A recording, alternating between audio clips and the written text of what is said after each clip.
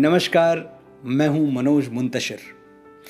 पिछले दिनों मैंने अपने YouTube चैनल पर हल्दी घाटी का पाठ किया तो आप में से कई लोगों ने मेरी पीठ थपथपाई, मुझे शाबाशी दी। लेकिन कुछ ऐसे भी साथी थे जो मेरी इस पहल से नाराज हो गए। एक सवाल कई बार उठाया गया कि इतिहास जानना क्यों जरूरी है, जो हो गया वो हो गया, अब गड़े मुर्दे क्यों उखाड़ना। दोस्तों, इतिहास जानना गड़े हुए मुर्दे उखाड़ना नहीं, दबे हुए खजाने खोदना है। क्यों जरूरी है इतिहास जानना? ताकि इतिहास में जो गलतियां हुई हैं हम उन्हें दोहराएं नहीं, और जो कुछ अच्छा हुआ है, सही हुआ है, प्रोडक्टिव हुआ है, हम उससे कुछ सीख के पूरी मानवता को फायदा पहुंचाएं, इस दुनिया को और बेहतर बनाएं।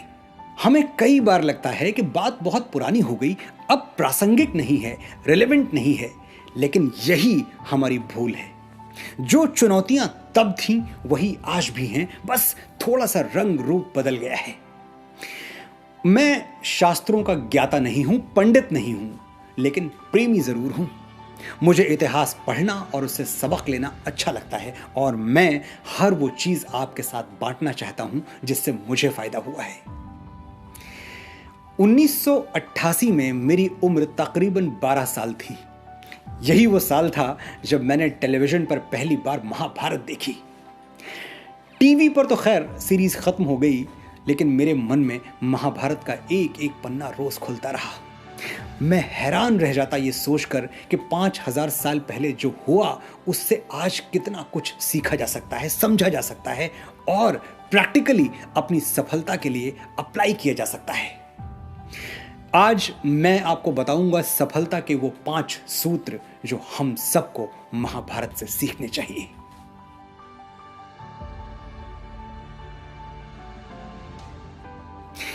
ये दुविधा आपके सामने किसी न किसी रूप में हर दिन आती होगी। मेरे सामने तो आती है। बहुत सारी फिल्मों के ऑफर्स होते हैं, गाने लिखने हैं, डायलॉग्स लिखने हैं। ज़्यादा काम करने का मतलब है ज़्यादा पैसे, ज़्यादा फाइनेंशियल स्टेबिलिटी, ज़्यादा बड़ा घर, ज़्यादा बड़ी गाड़ियाँ। लेकिन कहीं ऐसा तो नहीं कि ज़्यादा की दौड़ में हम कम और बहुत कम की तरफ बढ़ते जा रहे हैं। कृष्ण का संबंध कौरवों और पांडवों दोनों से था। वो दोनों में किसी का भी विनाश नहीं चाहते थे। आखिर तक वो युद्ध को टालने का प्रयास करते रहे। पांडवों का संधि प्रस्ताव लेकर हस्तिनापुर भी गए। मैत्री की राह बताने को, सबको सुमार्ग पर लाने को, दुर्योधन को समझाने को, भीषण विध्वंस बचाने को भगवान हस्तिनापुर आए, पांडव का संदेशा लाए। दो न्याय अगर तो आधा दो, पर इसमें भी यदि बाधा हो तो दे दो केवल 5 ग्राम। रखो अपनी धरती तमाम, हम वही खुशी से खाएंगे, परिजन पर असी न उठाएंगे। दुर्योधन वो भी दे न सका, आशीष समाज की ले न सका। अब तो युद्ध अवश्यम भावी था, होना ही था। कृष्ण ने निष्पक्ष रहते हुए दुर्योधन और अर्जुन दोनों को एक विकल्प दिया। एक तरफ मेरी एक अक्षौहिणी नारायणी सेना है, दूसरी तरफ मैं अकेला, जिसको जो चाहिए ले लो, चुनाव तुम्हारा है। एक अक्षौहिणी सेना में क्या क्या होता है मैं बताता हूं। 21,870 रथ, 21,870 हाथी, 65,610 घोड़े, 1,09,350 पैदल सैनिक, कुल मिलाकर 2,18,700 योद्धा, जिनमें सारथी शामिल नहीं है क्योंकि वो हथियार नहीं उठाते। तो एक तरफ ये क्वांटिटी थी और दूसरी तरफ अकेले कृष्ण, वो भी निहत्थे थे पर क्वालिटी से भरपूर। दुर्योधन ने क्वांटिटी चुनी, नारायणी सेना। अर्जुन ने क्वालिटी, अकेले कृष्ण। युद्ध का परिणाम क्या हुआ आप सब जानते हैं। गिनतियों की दौड़ में ना पड़े, गुणवत्ता की खोज करें, विजय निश्चित है।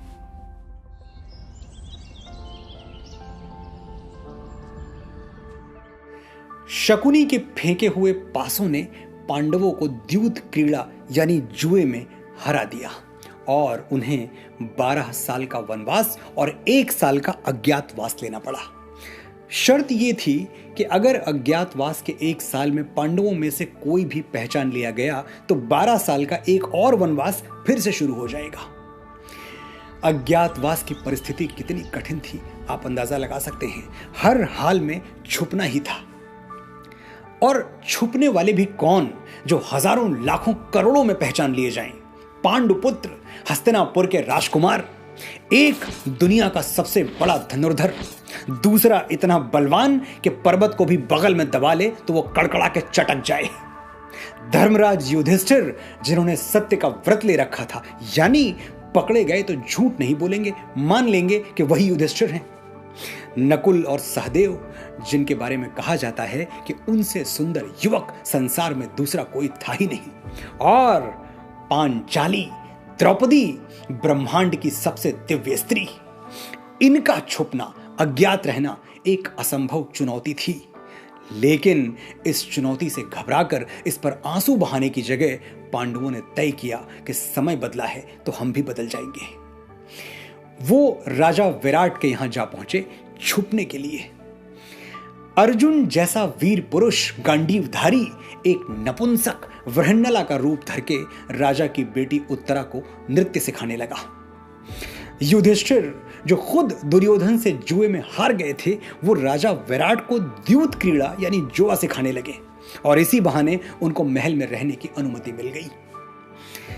भीम, महाबली भीम, जिनका भोजन सैकड़ों रसोइये मिलके बनाते थे, वो खुद रसोइया बन गए। और द्रौपदी, जिनके आगे पीछे दासियों की सेना चलती थी, वो स्वयं दासी बनकर रानी सुदेशना की सेवा करने लगी। जब समय की आंधी उल्टी चल रही हो तो उसकी तरफ पीठ कर लेने में ही भलाई है। जब आंधी गुजर जाएगी फिर अपना जौहर दिखाएंगे, फिर गांडी उठाएंगे। वक्त अच्छा है तो मखमल पे कदम रखते हैं, वरना अंगारों पे चलने का भी दम रखते हैं।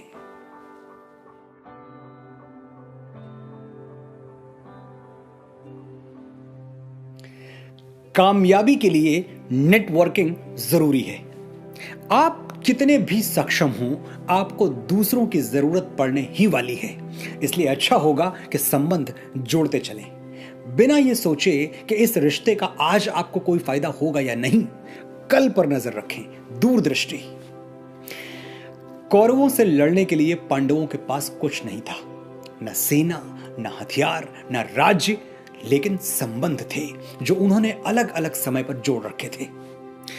द्रौपदी से ब्याह किया तो उनके पिता पांचाल नरेश संबंधी बन गए।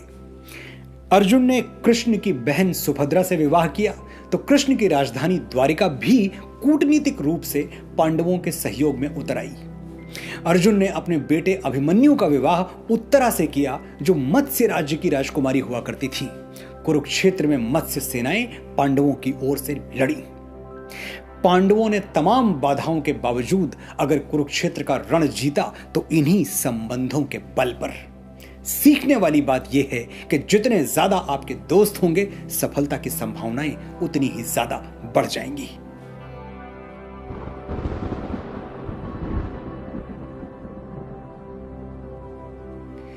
अभिमन्यु, अर्जुन का पुत्र, महापराक्रमी, जन्मजात योद्धा।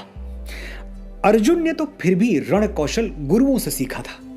अभिमन्यु तो जन्म से ही रण विद्या में दक्ष था।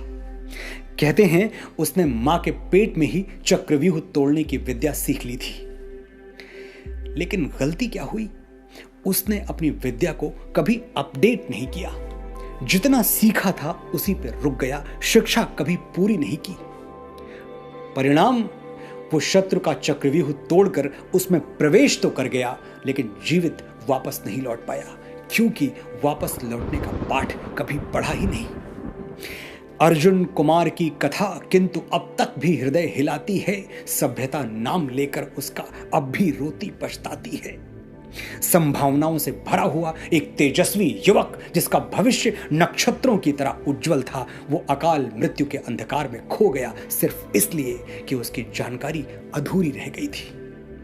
अभिमन्यु की तरह रणभूमि में प्रवेश भी करना है और अर्जुन की तरह विजयी होकर वापस भी लौटना है, तो अपने आप को हमेशा अपडेटेड रखें।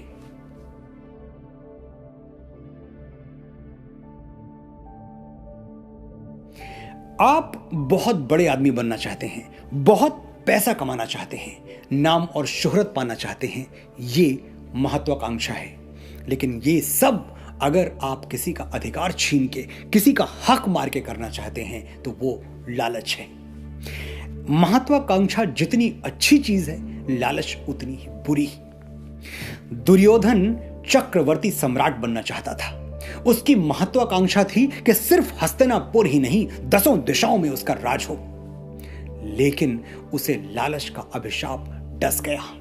उसने अपने ही भाइयों का हक मारना चाहा, पांडवों को 5 गांव देने से इनकार कर दिया। दुर्योधन ने कर्म का संतुलन बिगाड़ दिया और फिर क्या हुआ? हस्तिनापुर का वो राजा जो जमीन पर पांव नहीं रखता था, कुरुक्षेत्र की धूल में लौटते हुए मर गया। अपनी एम्बिशंस को कभी ग्रीड में ना बदलने दें। ध्यान रखें कि आपकी महत्वाकांक्षा कभी कभी लालच ना बनने पाए। ये थे वो लेसन्स, वो पाठ, वो सबक जो मैंने महाभारत से सीखे और अपनी जिंदगी में अप्लाई किए। अगर आपको लगता है कि ये इनसाइट्स आपके काम आई तो कमेंट सेक्शन में लिखें। मैं आगे भी ऐसे वीडियोस बनाता रहूंगा।